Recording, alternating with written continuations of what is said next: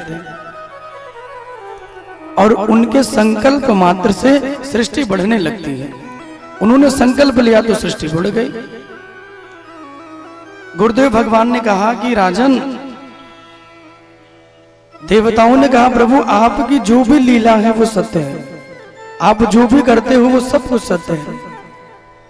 और बड़ी सुंदर प्यारी स्तुति किए और देखते ही देखते प्रकाश का तेज पुंज प्रकट होने लगा और देखते देखते वो चतुर्भुज नारायण के रूप में प्रकट हुआ।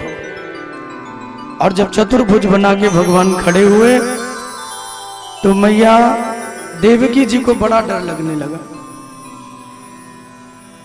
देवकी जी डर गई, प्रभु हमने तो पुत्र मांगा और आप इतने बड़े बन के आ गए।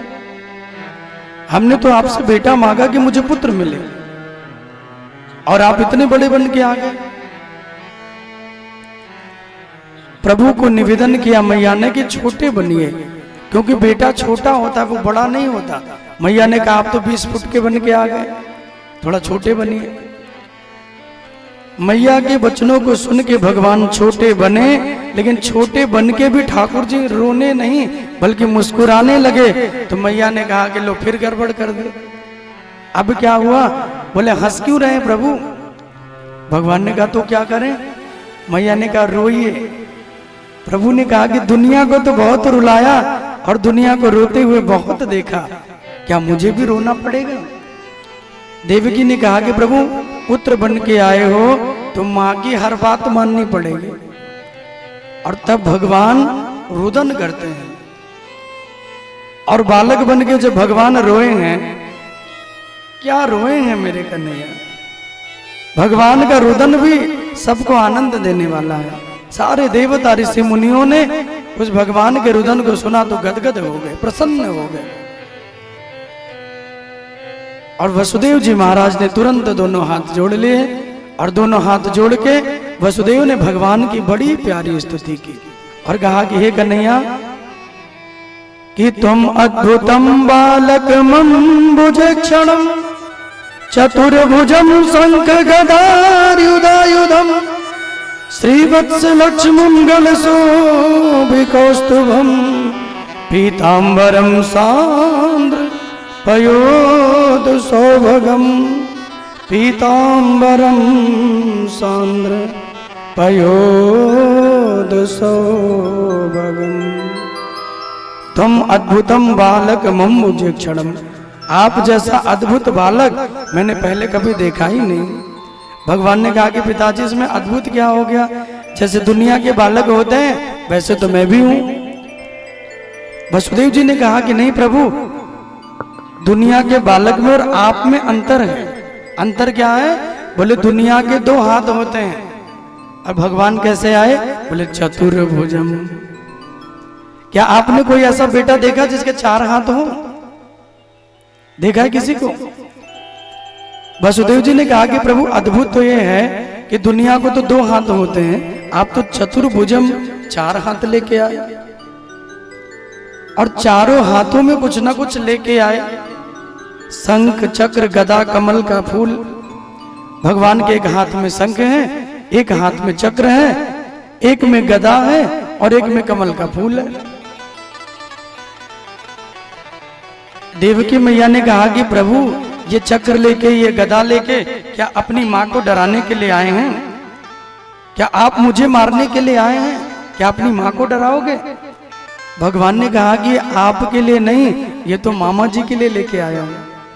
क्या पता कब लड़ने के लिए आ जाए, तो अस्त्र शस्त्र तो होना चाहिए। और अपने पिता वसुदेव से भगवान ने कहा कि पिताजी मुझे ले चलिए और मुझे ले चल के नंद भवन में लिटा के आ जाइए। वहां एक माया रूपी कन्या ने जन्म लिया होगा, उस कन्या को लेके वापस आ जाइए और मुझे वहां यशोदा जी के बगल में लिटा दीजिए। वसुदेव जी भगवान को लेके जाना तो चाहते हैं, लेकिन वसुदेव जी के हाथों में जंजीर, उनके पैरों में बेड़ियां, इतने इतने किवाड़ बंद हैं, इतने इतने पहरेदार खड़े हैं, कैसे लेके जाएंगे?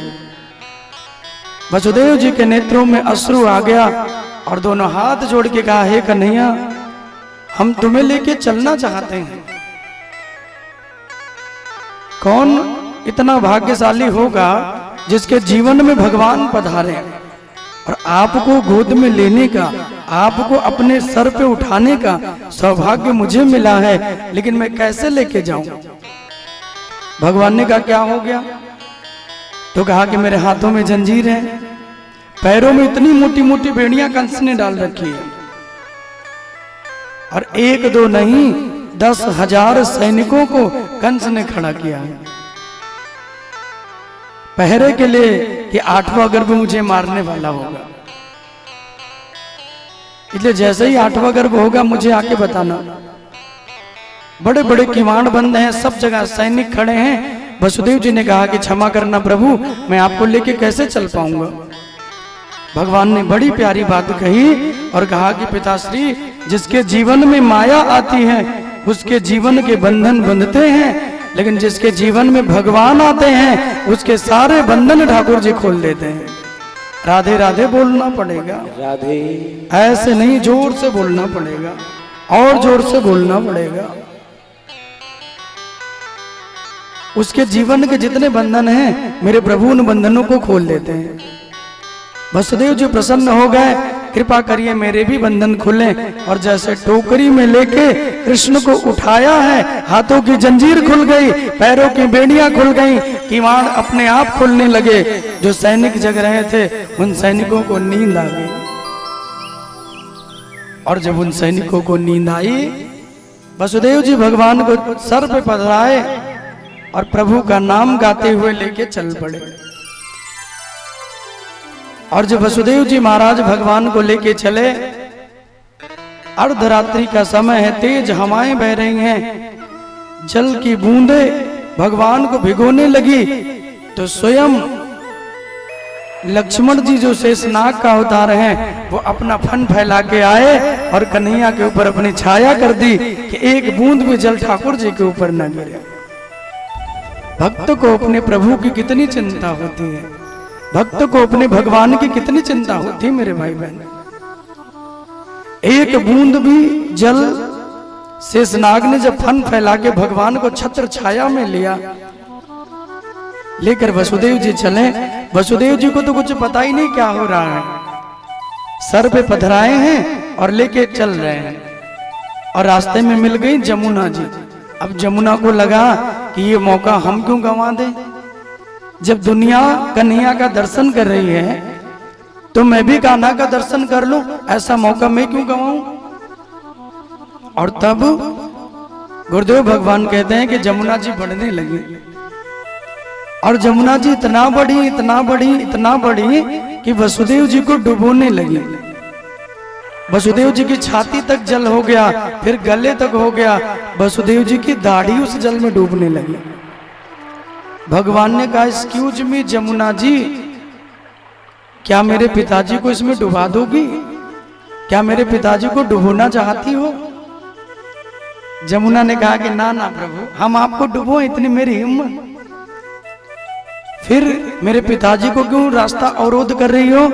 तो कहा कि प्रभु, सबको कोई ना कोई लोभ होता है, मुझे आपके दर्शनों की लालच है, मुझे आपके दर्शनों का लोभ है।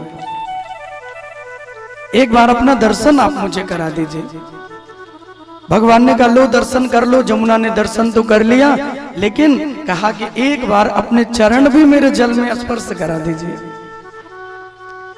और भगवान ने अपने चरणों को बढ़ाया, और ठाकुर जी ने जब अपने चरण बढ़ाए, जमुना के जल से जैसे भगवान के चरण को जमुना जी ने धोया है, आधी इधर बट गई, आधी इधर बट गई, और बीच में से लेके वसुदेव जी चल पड़े।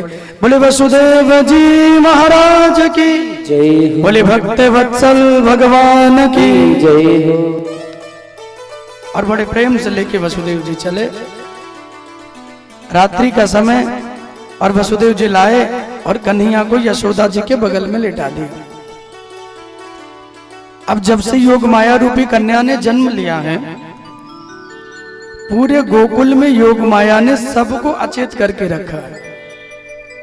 यशोदा जी को भी बड़ी अच्छी नींद आ रही है, माया के चक्कर में अचेत होके लेटी हैं। और जब अचेत होके लेटी तो वसुदेव जी आए, चुपके से कन्हैया को लिटा दिया, और जो कन्या ने जन्म लिया था उस बिटिया को लेके वसुदेव जी लौट आए। लेकिन कमाल तो तब हो गया जब वसुदेव जी कन्या को लेके लौटे और जैसे ही कंस के कारावास में प्रवेश किया, जो सैनिकों को नींद आ गई थी ना, अंदर आते ही वो जगने लगे। जो किवाड़ अपने आप खुल गए थे, वो किवाड़ जैसे माया रूपी कन्या को लाए वो बंद होने लगा। और जैसे अंदर वसुदेव जी पहुंचे हैं, उनके हाथों में जंजीर लग गई, पैरों में बेड़ियां लग गई। जैसा बंधन सुखदेव जी कहते पहले था ना, वैसे बंधन दोबारा बंध गया। वसुदेव जी ने कहा कि ये क्यों हो गया? तो मानो सुखदेव जी महाराज कहते हैं कि परीक्षित, जिसके जीवन में मायापति ईश्वर आते हैं उसके बंधन तो खुल जाते हैं, लेकिन जिसके जीवन में माया आती है उसके बंधनों को माया बांध देती है। वसुदेव जी ने भगवान को उठाया तो सारे बंधनों से निवृत्ति हो गई, लेकिन जब माया को लेके लौटे तो पुनः माया ने वसुदेव को अपने बंधनों में बांध लिया। अब यू डिसाइड माय डियर, आप किसे चाहते हो? माया चाहते हैं कि भगवान? जोर से बोलिए। ईश्वर की कामना कीजिए, क्योंकि भगवान मिलेंगे तो जीवन के जितने विपत्तियों के बंधन हैं, जीवन के जितने कष्ट के बंधन हैं, माया के बंधन हैं, उन्हें मेरे ठाकुर जी खोल देंगे। और यदि माया के चक्कर में पड़े तो जो बंधन नहीं भी है ना, वो भी बंधन बंध जाएगा। यशोदा जी के बगल में कन्हैया तो लेट गए। अब यशोदा जी की दो ननद रानी हैं, ननद तो जानते ही होंगे। अच्छा, ननद जी को हमेशा ये लगता है कि मुझे भतीजा ही हो, क्योंकि